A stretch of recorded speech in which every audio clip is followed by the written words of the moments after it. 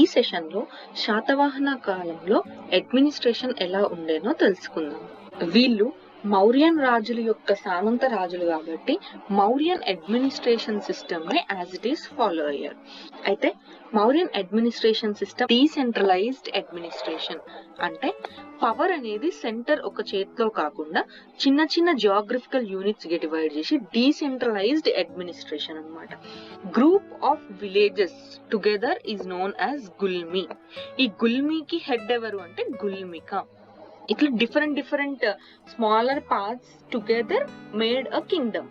ఆ smaller parts ఏంటి? ఆహార హెడెడ్ బై కుమార అమాత్య, విషయ హెడెడ్ బై విషయపతి, గ్రామ హెడెడ్ బై గ్రామాని. డిఫరెంట్ యూనిట్స్ లో డిఫరెంట్ లీడర్స్ ఉండేవాళ్ళు. అందుకనే వీళ్ళ అడ్మినిస్ట్రేషన్ డీసెంట్రలైజ్డ్.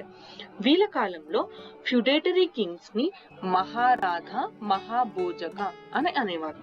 అన్ని ప్రాకృత శాసనాలలో అడ్మినిస్ట్రేషన్ కి సంబంధించిన ఫస్ట్ ప్రాకృత్ ఇన్స్క్రిప్షన్ ఎవరి కాలంది అంటే శాతవాహనుల కాలంది. ఇది ఎక్కడ దొరికిందంటే నాసిక్ ప్రాంతంలో. శాతవాహనుల కాలంలో ఆహారాస్ లో ఇంపార్టెంట్ ఆహారాస్ వచ్చి గోవర్ధన ఆహార, కోడూరు ఆహార. ఇందాక చూసాం కదా, ఆహారకి హెడ్ వచ్చేసి కుమార అమాత్య.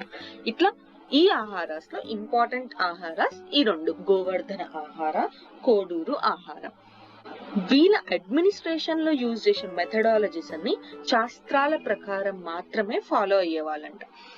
అవి ఎలాంటి పాయింట్స్ అంటే, కింగ్ ఆర్ రాజన్ అనే అతను supreme commander in chief of army and the supreme authority.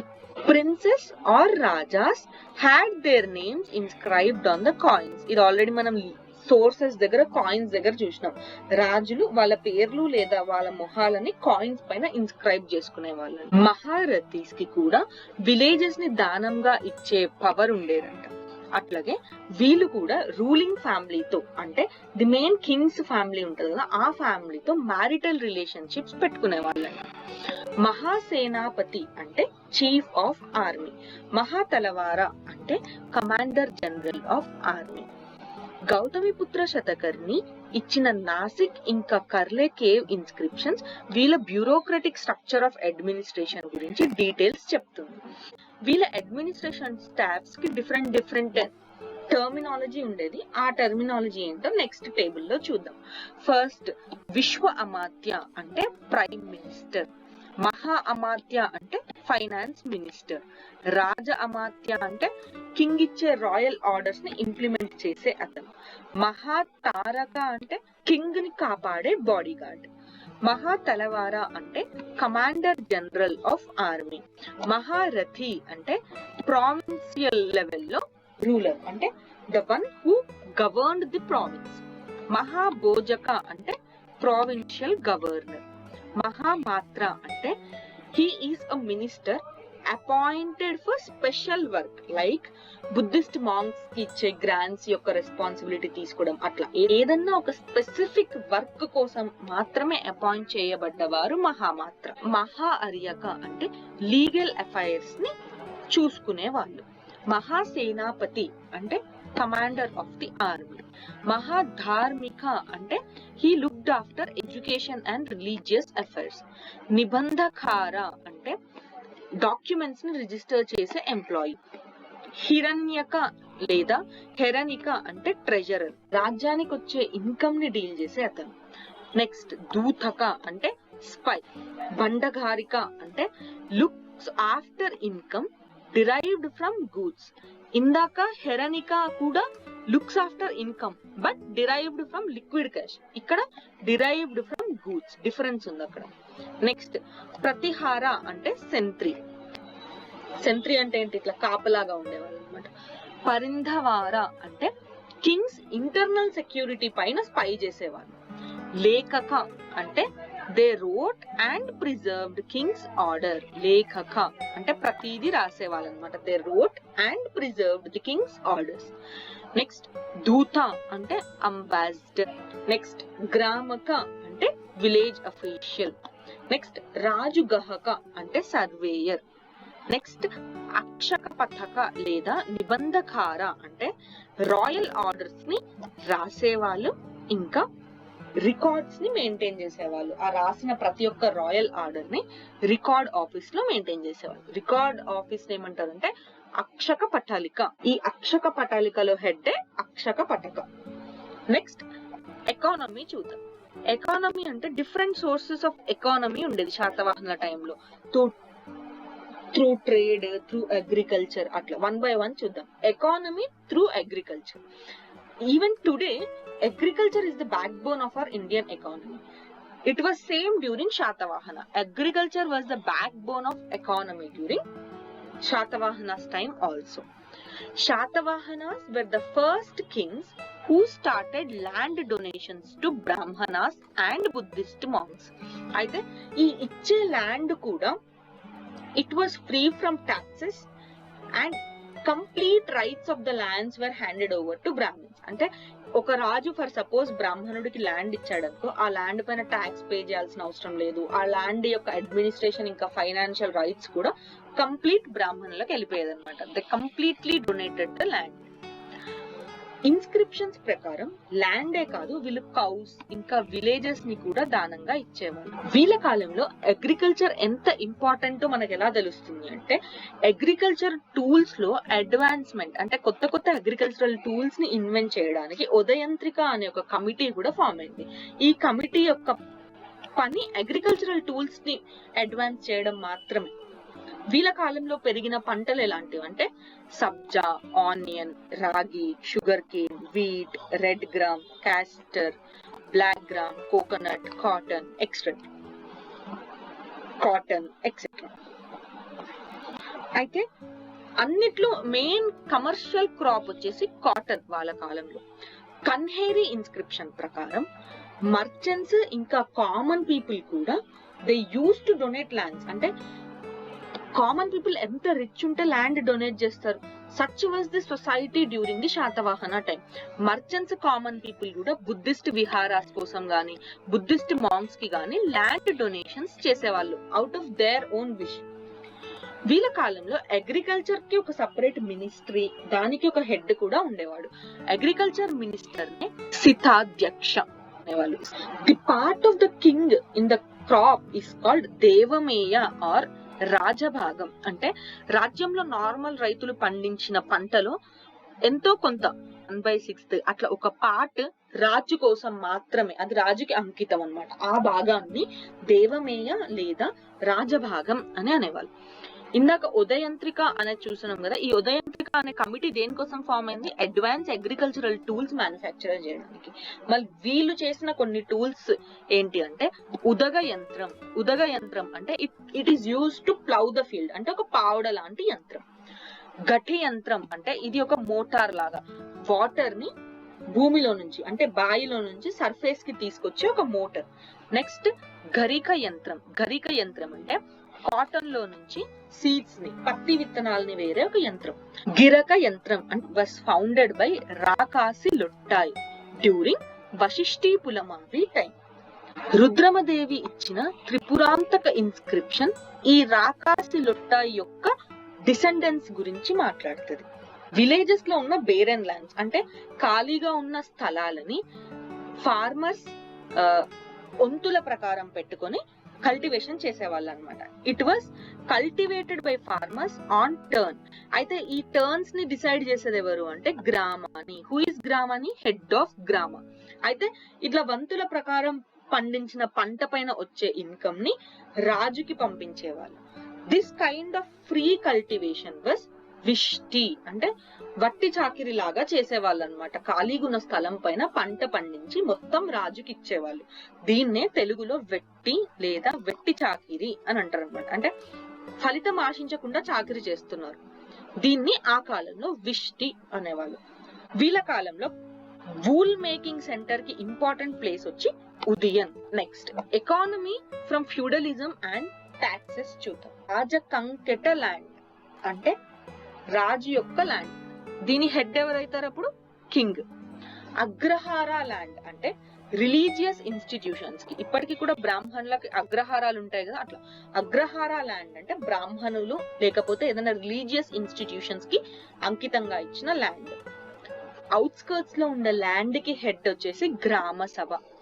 Private lands కి హెడ్స్ వచ్చేసి ఏ ఫ్యామిలీ అయితే ఆ family head. Feudalism started for the first time during Satavahana time. Feudalism అంటే ఏంటి అంటే, it is a type of social and political system in which landholders provided land in exchange for the loyalty and service of the common people.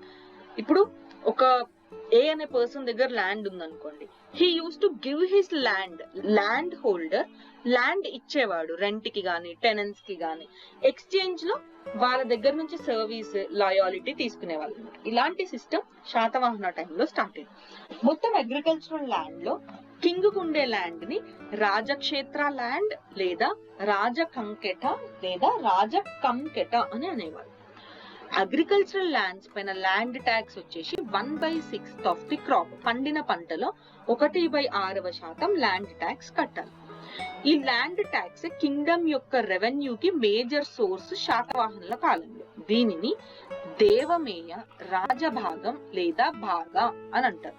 ఇందాక point మనం ఇక్కడ చూసినాం కదా, రాజుకి ఇయ్యాల్సిన భాగంని రాజభాగం అని అంటారు.